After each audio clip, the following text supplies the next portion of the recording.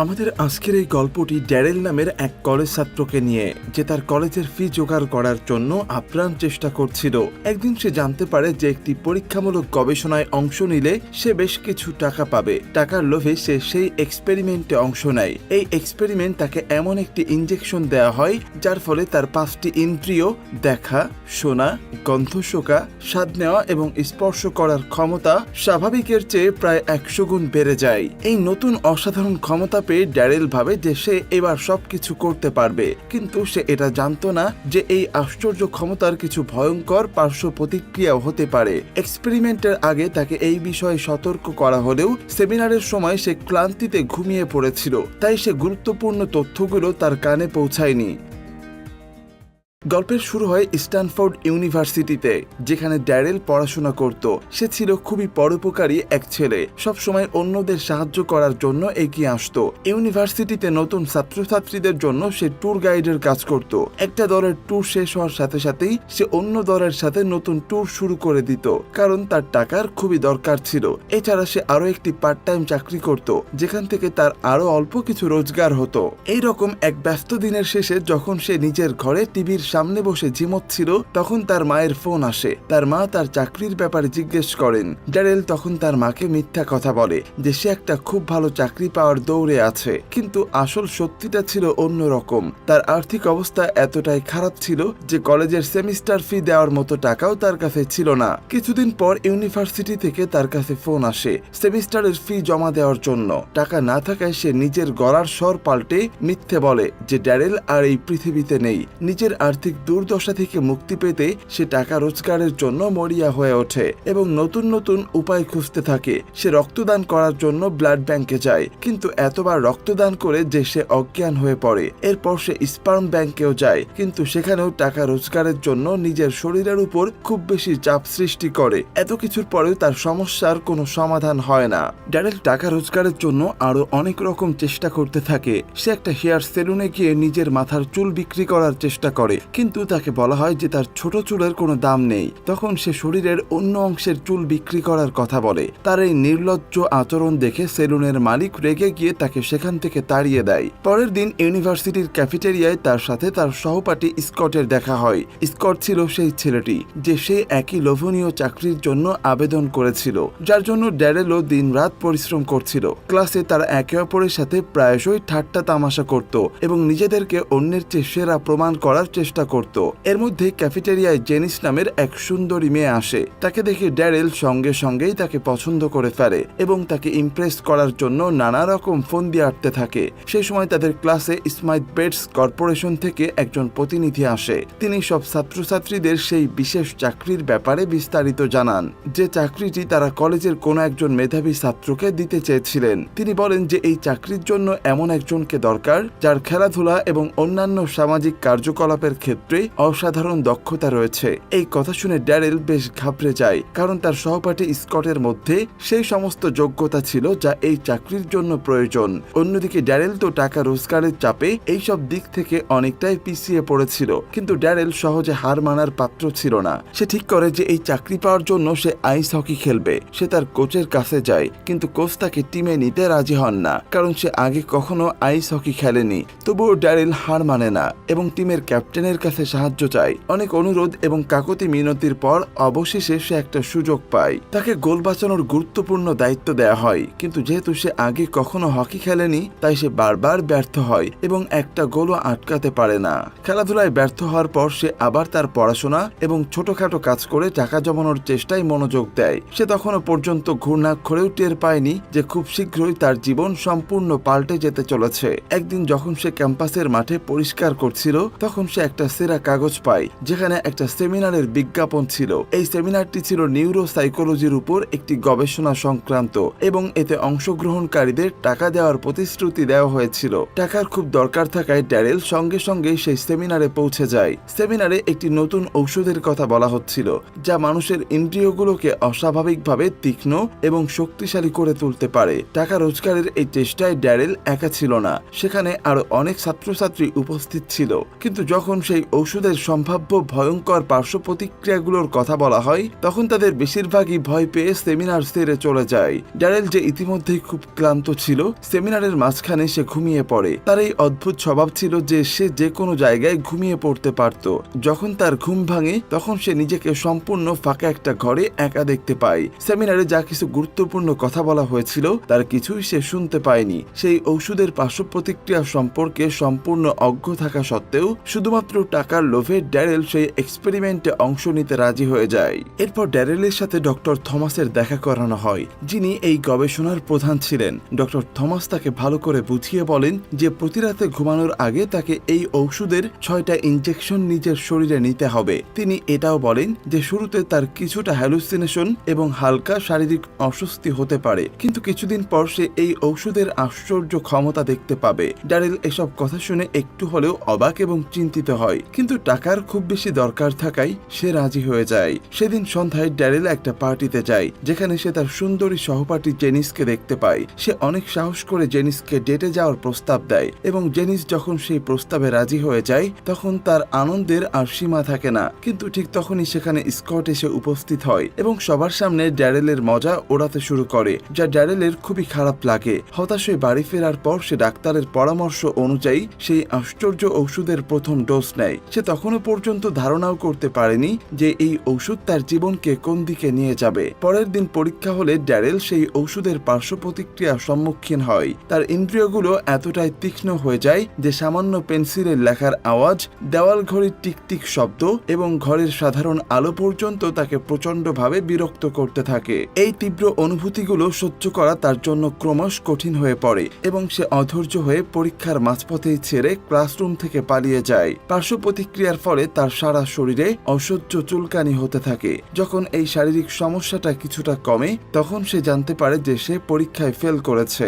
নিজের এই অদ্ভুত সমস্যার সমাধান খুঁজতে সে আবার ডক্টর উইডনের কাছে যায় এবং তাকে নিজের সমস্ত অবস্থার কথা খুলে বলে। ডক্টর উইডন তাকে শান্ত করার চেষ্টা করে এবং তাকে বোঝান যে এইসবই সেই ঔষধের প্রভাব এবং এটা একটা স্বাভাবিক শারীরিক প্রতিক্রিয়া। তিনি তাকে পরামর্শ দেন যে সে যেন নিজের ইন্দ্রিয়গুলোর উপর নিয়ন্ত্রণ আনতে চেষ্টা করে এবং এই নতুন পাওয়া শক্তিকে নিজের সুবিধার জন্য ব্যবহার করতে শেখে। ডাক্তারের পরামর্শ মেনে ড্যারেল নিজের ইন্দ্রিয়গুলোর উপর নিয়ন্ত্রণ আনার জন্য কঠোর অনুশীলন করে। ধীরে ধীরে সে এগুলোর উপর সম্পূর্ণ নিয়ন্ত্রণ পেতে শুরু করে এবং নিজের ইন্দ্রিয়গুলোকে একটা সুপার পাওয়ারে পরিণত করার দিকে মনোনিবেশ করে। এখন সে এতটাই আস্তে হওয়া আওয়াজ স্পষ্ট শুনতে পেত এবং এতটাই সূক্ষ্ম জিনিস দেখতে পেত যা সাধারণ মানুষ কখনো কল্পনাও করতে পারবে না। এর মধ্যে স্মাইথ বেডস কর্পোরেশনের সেই লোভনীয় চাকরির জন্য চূড়ান্ত পর্যায়ের প্রতিযোগিতা শুরু হয়ে যায়। ড্যারেল যদিও আগেই এই দৌড় থেকে বাদ পড়ে গিয়েছিল, কিন্তু এখন সে তার নতুন পাওয়া আশ্চর্য ক্ষমতা ব্যবহার করে বিচারকদের এতটাই প্রভাবিত করে ফেলে যে তাকে ষষ্ঠ ফাইনালিস্ট হিসাবে প্রতিযোগিতায় পুনরায় অন্তর্ভুক্ত করে নেওয়া হয়। অথচ শুরুতে এই চাকরিটি শুধুমাত্র 5 জন সেরা প্রার্থীকে দেওয়ার কথা ছিল। একদিন ড্যারেল একটি পার্টিতে যায় যেখানে সে জেনিস এবং তার এক বন্ধুকে নিজেদের মধ্যে কথা বলতে শুনে ফেলে। জেনিস বলছিল যে তার এমন একটি ছেলে পছন্দ যে বুদ্ধিমান এবং মনের দিক থেকে খুব পরিষ্কার। এই কথা শুনে ড্যারেল জেনিসকে প্রভাবিত করার জন্য একটি সুযোগ খুঁজে পায়। সে তার অসাধারণ গন্ধ শোকার ক্ষমতা ব্যবহার করে জেনিসের লাগানো পারফিউমের সঠিক নাম বলে দেয়। এতে জেনিস এতটাই মুগ্ধ হয়ে যায় যে সে ড্যারেলকে ডিনারে যাওয়ার আমন্ত্রণ জানায় এবং ভালোবেসে তার গালে একটি চুমু খায়। নিজের এই নতুন শক্তিকে খেলার মাঠে পরীক্ষা করার জন্য ড্যারেল আবার আইস হকি টিমে যোগ দেওয়ার চেষ্টা করে। প্রথমে কোচ তাকে নিতে রাজি হন না, কিন্তু যখন সে তার অবিশ্বাস্য দ্রুতগতির স্কেটিং এবং গোল বাঁচানোর অসাধারণ দক্ষতা দেখায় তখন কোচ অবাক হয়ে তাকে সঙ্গে সঙ্গেই টিমে অন্তর্ভুক্ত করে নেন। ম্যাচের দিন ড্যারেল এতটাই অসাধারণ পারফরমেন্স করে যে সে প্রতিটি গোল বাঁচিয়ে সবাইকে তাক লাগিয়ে দেয়। তার এই অবিশ্বাস্য খেলা দেখে স্কট, যে তার সবচেয়ে বড় প্রতিদ্বন্দ্বী ছিল, সেও তার প্রশংসা করতে বাধ্য হয়। এরপর inter college ice hockey tournament শুরু হয়। ধারাভাষ্যকাররা শুরুতেই ঘোষণা করেন যে স্ট্যানফোর্ড ইউনিভার্সিটির দল হিস্টোরিক্যালি খুবই দুর্বল এবং তারা আজ পর্যন্ত কোনো ম্যাচ জিততে পারেনি। কিন্তু কিন্তু এবারের দলে ড্যারেল ছিল। ম্যাচ শুরু হওয়ার সাথে সাথে তাদের দল এগিয়ে যায়। ড্যারেল এতটাই অসাধারণ খেলছিল যে প্রতিপক্ষ দলের সমস্ত চেষ্টা ব্যর্থ হয়ে যাচ্ছিল এবং অবশেষে স্ট্যানফোর্ড ইউনিভার্সিটি প্রথমবারের মতো ম্যাচ জিতে ইতিহাস তৈরি করে। আর এটা সম্ভব হয়েছিল শুধুমাত্র ড্যারেলের অসাধারণ খেলার জন্য। এরপর ড্যারেল বেটস কর্পোরেশনের অফিসে সেই বহু প্রতীক্ষিত চাকরির ইন্টারভিউ দিতে যায়। সে তার বিশেষ ক্ষমতা ব্যবহার করে ইন্টারভিউ রুমের বাইরে দাঁড়িয়ে থেকেই সেই সমস্ত প্রশ্ন শুনে নেয় যেগুলোর উত্তর অন্য প্রার্থীরা সঠিকভাবে দিতে পারেনি। যখন তার ইন্টারভিউ দেওয়ার পালা আসে তখন সে সেই সমস্ত প্রশ্নের এত সুন্দর এবং নিখুঁত উত্তর দেয় যে বিচারকরা অবাক হয়ে যান। বোর্ডের একজন গুরুত্বপূর্ণ সদস্য মিস্টার টাইসন ড্যারেলের বুদ্ধিমত্তা এবং আত্মবিশ্বাসে বিশেষভাবে প্রভাবিত হন। টাইসন তাকে একটি বড় ক্লায়েন্ট মিস্টার আল উইকার্সকে ইমপ্রেস করার দায়িত্ব দেন। ড্যারেল এই চ্যালেঞ্জটি খুবই আনন্দের সাথে গ্রহণ করেন, কারণ তার সম্পূর্ণ বিশ্বাস ছিল যে এটা তার জন্য খুবই সহজ একটা কাজ হবে। টাইসন এটাও জানান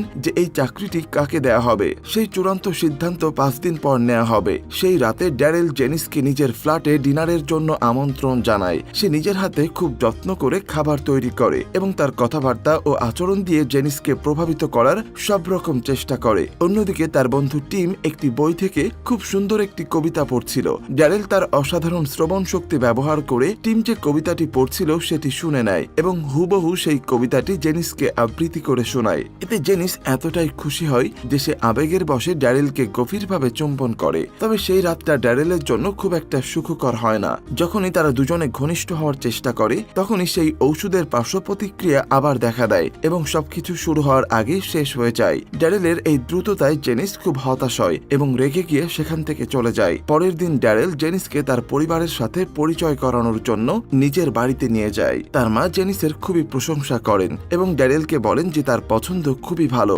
যাওয়ার সময় ড্যারেল তার মাকে বাড়ির খরচের জন্য কিছু টাকা দেয়, যা দেখে তার মা খুব আবেগপ্রবণ হয়ে পড়েন, কারণ তিনি ভাবেন যে তার ছেলের চাকরি হয়ে গেছে এবং সে নিজের পায়ে দাঁড়িয়ে গেছে। তবে তারা কেউই জানতেন না যে ড্যারেল এই টাকাগুলো আসলে ব্লাড ডোনেট করে জোগাড় করেছে। হোস্টেলে ফেরার পর তার বন্ধু টিম তাকে আবার সেই ঔষধ নিতে দেখে ফেলে। সে ভাবে যে এবার ব্যাপারটা কি তা জেনে নিতেই হবে। সে ড্যারেলকে জিজ্ঞেস করে যে সে এসব কি খাচ্ছে। তখন ড্যারেল তাকে সব সত্যি কথা বলে দেয় যে সে কোনো ড্রাগ অ্যাডিক্টেড নয়, বরং সে শুধুমাত্র একটি এক্সপেরিমেন্টে অংশ নিয়েছিল, যার ফলে সে কিছু সময়ের জন্য বিশেষ ক্ষমতা পেয়েছিল। কিন্তু এত কিছুর পরেও টিম তার কথায় বিশ্বাস করে না। তার মনে হয় যে ড্যারেল কোনো না কোনো নেশার ফাঁদে পড়েছে। নিজের কথা প্রমাণ করার জন্য ড্যারেল সেই রাতে ওষুধের ডাবল ডোজ নিয়ে নেয়। তবে এর ফল হয় মারাত্মক। পরের দিন যখন সে ঘুম থেকে ওঠে তখন তার হাত পা অসাড় হয়ে যায় এবং তার হাঁটতে চলতেও খুব কষ্ট হতে থাকে এবং টিম খুব ঘাবড়ে যায় এবং সঙ্গে সঙ্গে একটি ড্রাগ সাপোর্ট গ্রুপকে ফোন করে যাতে তারা ড্যারেলকে সাহায্য করতে পারে। কোনো মতে ড্যারেল ডক্টর উইডনের কাছে পৌঁছায়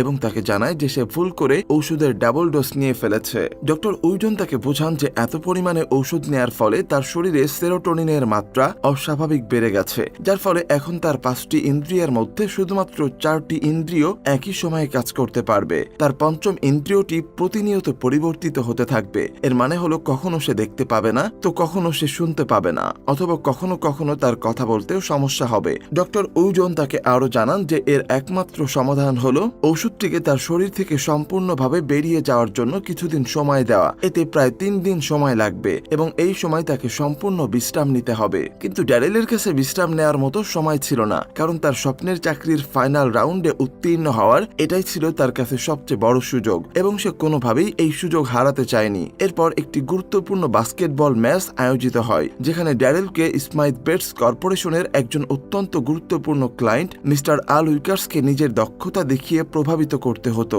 কিছুক্ষণ পর মিস্টার সেখানে পৌঁছান এবং ড্যারেলকে নিজের যোগ্যতা প্রমাণ করার একটি সুবর্ণ সুযোগ দেয়া হয়। কিন্তু ঠিক সেই মুহূর্তে তার শরীরে আবার সেই ঔষধের প্রভাব তীব্রভাবে দেখা দিতে শুরু করে এবং তার ইন্দ্রিয়গুলো একটা একটা করে কাজ করা বন্ধ করে দিতে থাকে। প্রথমে তার শ্রবণ শক্তি চলে যায়, যার ফলে সে ভুল বোঝাবুঝির শিকার হয়। যখন সবাই জাতীয় সঙ্গীতের জন্য উঠে দাঁড়ায় তখন সে ভাবে যে তারা হয়তো বিয়ার আনার জন্য দাঁড়িয়েছে। এর ফলে সে জাতীয় সঙ্গীতের সময় অদ্ভুত আচরণ করতে থাকে। ড্যারেল তখন যেন প্রায় পাগল হয়ে গিয়েছিল। তার এই কাণ্ড দেখে সবাই তার দিকে অবাক হয়ে তাকাতে থাকে। যখন তার শোনার ক্ষমতা ফিরে আসে তখন তার দৃষ্টিশক্তি ঝাপসা হয়ে যেতে শুরু করে এবং সে নিজের মনে বিড়বিড় করে কথা বলতে থাকে। এত সব গন্ডগোল হওয়া সত্ত্বেও মিস্টার উইকার্স তার এই অদ্ভুত আচরণগুলোকে বেশ মজাদার বলে মনে করেন এবং হাসতে থাকেন। কিছুক্ষণ পর ড্যারেলের দৃষ্টিশক্তি ঠিক হয়ে যায়, কিন্তু তার সমস্যা তখনও শেষ হয়নি। ম্যাচের সময় সে ভুল করে একজন খেলোয়াড়কে কিছু খারাপ কথা বলে ফেলে, যার ফলে সেই খেলোয়াড় রেগে গিয়ে তাকে বাস্কেটবল কোর্টের মধ্যে ধাক্কা মেরে ফেলে দেয়। এই ঘটনার ফলে মিস্টার উইকার্সের সাথে তার কথাবার্তার পরিবেশ কিছুটা হলেও খারাপ হয়ে যায়। কিন্তু মিস্টার টাইসন তাকে সাহস যোগান এবং বলেন যে এখনো মিস্টার উইকার্সকে ইমপ্রেস করার সুযোগ তার হাতে আছে। সেই রাতে হোস্টেলে ড্যারেলের বন্ধু টিম দেখতে পায় যে লরেন নামের একটি মেয়ে তার ঘরের দিকে আসছে। এটা দেখে সে ভয় পেয়ে যায় এবং আবার ড্রাগ সাপোর্ট গ্রুপকে ফোন করার সিদ্ধান্ত নেয়, কারণ তার মনে হয় যে ড্যারেল আবার কোনো নতুন সমস্যায় পড়েছে। লরেন আসলে জেনিসের বোন ছিল। সে ড্যারেলের সাথে ফ্লার্ট করার চেষ্টা করতে থাকে, কিন্তু ড্যারেল তখনও পর্যন্ত ঠিকমতো শুনতে বা বুঝতে পারছিল না। যখন তার শোনার ক্ষমতা ফিরে আসে তখন লরেন তাকে চুমু খেতে শুরু করে, কিন্তু ওষুধের প্রভাবে তার শরীর এতটাই অসাড় হয়ে গিয়েছিল যে সে কিছুই অনুভব করতে পারছিল না। যখন লরেন বুঝতে পারে যে ড্যারেল তাকে খুশি করতে পারছে না, তখন সে রেগে গিয়ে সেখান থেকে চলে যায়। ঠিক সেই সময় জেনিস সেখানে এসে পৌঁছায় এবং তার বোনকে ড্যারেলের ঘর থেকে বেরিয়ে আসতে দেখে। সে ভুল বুঝে যে ড্যারেল তাকে ধাক্কা দিচ্ছে। রাগের মাথায় সে ড্যারেলের ঘরে যায় এবং তাকে অদ্ভুত অবস্থায়, প্রায় পোশাকবিহীন অবস্থায় ঘরের মেঝেতে পড়ে থাকতে দেখে। এটা দেখে জেনিসের রাগ আরো বেড়ে যায় এবং সে ড্যারেলকে সজোরে একটা লাথি মেরে সেখান থেকে চলে যায়। কিছুক্ষণ পর ড্রাগ সাপোর্ট গ্রুপের সদস্যরা ড্যারেলের ঘরে পৌঁছায় এবং তাকে অজ্ঞান অবস্থায় দেখতে পায়। তারা তাকে জ্ঞান ফেরানোর জন্য ইনজেকশন দেওয়ার চেষ্টা করে, কিন্তু ড্যারেল ঠিক সময়ে নিজ থেকে জ্ঞান ফিরে আসে। এরপর টিম তাকে সেই ঔষধের ব্যাপারে জিজ্ঞেস করে যা সে প্রতি রাতে নিত। তখন ড্যারেল তাকে সব সত্যি কথা খুলে বলে যে সে কোনো ড্রাগ অ্যাডিক্ট নয়, বরং সে শুধুমাত্র একটি এক্সপেরিমেন্টে অংশ নিয়েছিল, যার ফলে সে কিছু সময়ের জন্য বিশেষ ক্ষমতা লাভ করেছিল। কিন্তু এত কিছুর পরেও টিম তার কথা পুরোপুরি বিশ্বাস করতে পারে না। তার মনে হতে থাকে যে ড্যারেল কোনো না কোনো মারাত্মক নেশার শিকার হয়েছে। অন্যদিকে স্কটের বাবা তার ছেলেকে ইন্টারভিউর জন্য ভালোভাবে তৈরি করার জন্য অভিজ্ঞ ব্যক্তিদের ডেকে আনেন, যাতে স্কট খুব ভালোভাবে প্রস্তুতি নিতে পারে। এদিকে ড্যারেলের শারীরিক অবস্থা ক্রমশ খারাপ হতে থাকে, কিন্তু সে হার মানে না এবং সে ইন্টারভিউর জন্য প্রস্তুতি নিতে থাকে। ইন্টারভিউর দিন যখন সে গাড়ি থেকে নামে তখন তার দৃষ্টিশক্তি আবার ঝাপসা হয়ে যায়। সে একজন ভিখারির কাছে অফিসের ঠিকানা জিজ্ঞেস করে, কিন্তু সেই লোকটি তার অসহায়তার সুযোগ নিয়ে তাকে একটি বন্ধ গলির মধ্যে নিয়ে যায়। সেখানে সে ড্যারেলকে মারধর করে এবং তার সমস্ত ভালো পোশাক কেড়ে নেয়। ড্যারেল কোনো মতে একটা ডাস্টবিনের ঢাকনা দিয়ে নিজেকে আড়াল করে কাছের একটি দোকান থেকে নতুন পোশাক কেনে। যখন সে অফিসে পৌঁছায় তখন সে বুঝতে পারে যে তার পরা পোশাকগুলো ইন্টারভিউর জন্য একেবারেই উপযুক্ত নয়। এই সময় ঔষধের প্রভাব আবার দেখা দিতে শুরু করে এবং সে নিজের অজান্তেই তার প্যান্টে প্রস্রাব করে ফেলে, কিন্তু এর ঠিক পরেই সে অনুভব করে যে ঔষধের প্রভাব সম্পূর্ণ কেটে গেছে এবং সে পুরোপুরি সুস্থ হয়ে উঠেছে। ড্যারেল ইন্টারভিউ হলে প্রবেশ করে এবং নিজের পোশাকের ব্যাপারে কৈফিয়ত দিয়ে বলে যে ফর্মাল পোশাকে তার অ্যালার্জি আছে। ইন্টারভিউর প্রথম কয়েকটি রাউন্ডে বাকি 4 জন প্রতিযোগী বাদ পড়ে যায় এবং ফাইনাল রাউন্ডে শুধুমাত্র ড্যারেল এবং স্কট মুখোমুখি হয়। ড্যারেল খুব ভয় পেয়েছিল যে চূড়ান্ত প্রশ্নটি কি হবে, কারণ সে তো মনে মনে আগেই হার স্বীকার করে নিয়েছিল। কিন্তু যখন টাইব্রেকারের জন্য একটি প্রশ্ন করা হয় তখন স্কট ঘাবড়ে যায় এবং সঠিক উত্তর দিতে পারে না। অন্যদিকে ড্যারেল খুব সহজেই সেই কঠিন প্রশ্নের সঠিক উত্তর দিয়ে দেয়। আসলে তার বিভিন্ন পার্ট টাইম চাকরির সময় সে অনেক রকম জ্ঞান অর্জন করেছিল, যা আজ তার কাজে লেগে গেল। ড্যারেলের উত্তরে বিচারকরা সকলেই খুব প্রভাবিত হন এবং এটা দেখে মিস্টার টাইসন তাকে চাকরি দেওয়ার সিদ্ধান্ত নেন। কিন্তু ড্যারেল ছিল খুবই সৎ এবং সরল মনের একজন মানুষ। তার মনে হয় যে সে একজন পরিশ্রমী মানুষের অধিকার কেড়ে নিচ্ছে। সে ভাবে যে সে যদি এই আশ্চর্য ঔষধ না পেত তাহলে সে কখনোই এতদূর পৌঁছাতে পারত না। ড্যারেল নিজের ভুলের জন্য অনুতপ্ত হয় এবং সবার সামনে নিজের দোষ স্বীকার করে নেয়। সে বলে যে এই ইন্টারভিউ পাশ করার জন্য সে ছলনার আশ্রয় নিয়েছিল, তবে তার এই সততার একটি অপ্রত্যাশিত ভালো ফল হয়। তার এই অকপটে স্বীকারোক্তি দেখে মিস্টার টাইসন আরো বেশি প্রভাবিত হন এবং তাকে একটি জুনিয়র পোস্টে চাকরি দিয়ে দেন। কয়েক বছর পর দেখানো হয় যে ড্যারেল এবং জেনিসের বিয়ে হয়ে গেছে। ড্যারেল তার নতুন পরিবারের সাথে নিজের বাড়িতে খুবই সুখে শান্তিতে জীবন কাটাচ্ছে। আর এই সুন্দর এন্ডিং এর মধ্য দিয়েই আমাদের আজকের গল্পটি এভাবেই শেষ হয়ে যায়। তো গল্পটি কেমন লাগলো এটা জানাতে একদমই ভুলবেন না। দেখা হবে নতুন কোনো গল্পে। সে পর্যন্ত সবাই ভালো থাকবেন, সুস্থ থাকবেন। আল্লাহ হাফেজ।